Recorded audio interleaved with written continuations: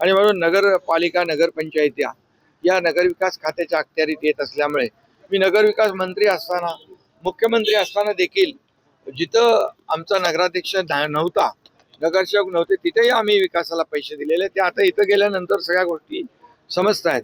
आणि म्हणून विकासाच्या मुद्द्यावर इथे रस्ते, पाणी, पिण्याचं पाणी, भुयारी गटार योजना, मैदानं, उद्यानं, आरोग्य व्यवस्था आणि या सगळ्याला आम्ही पैसे दिलोय.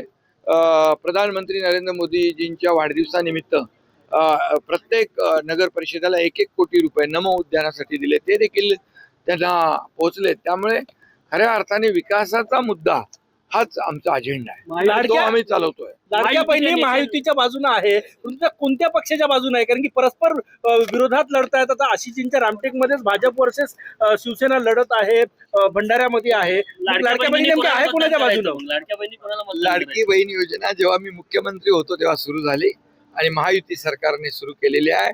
आमच्या टीमने सुरू, आम्ही सगळे होतो, म्हणजे आमची टीम जी आहे, मी तेव्हा मुख्यमंत्री होतो, दोन्ही आमचे उपमुख्यमंत्री होते आणि आम्ही टीम म्हणून त्यावेळेस निर्णय घेतला. पण त्यावेळेस मुख्यमंत्री होतो आणि त्या कशा परिस्थितीमध्ये या ठिकाणी ती योजना सुरू केली हे लाडक्या बहिणींना माहीत आहे. त्याच्यामध्ये किती अडथळे आले तेही लाडक्या बहिणींना माहीत आहे.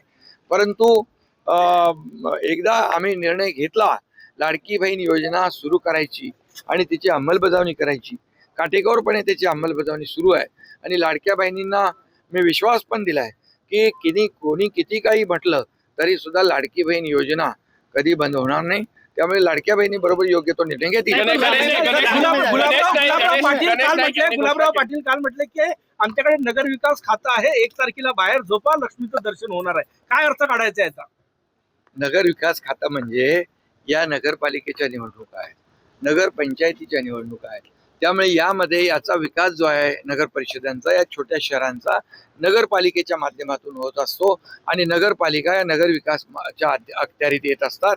आणि नगर विकास विभागाच्या माध्यमातून देखील आम्ही छोटी छोटी जी शहरं आहेत ती डेव्हलप झाली पाहिजे, त्यांचाही विकास झाला पाहिजे, त्यांचे विकास कडे आम्ही कटाक्षाने पाहतोय. आणि मोठी शहरं विकसित होतात, पण छोटी शहरं जी आहेत निधी अभावी विकसित होत नाहीत, त्यांना देखील निधी दिलाय. याचा अर्थ असा महाविकास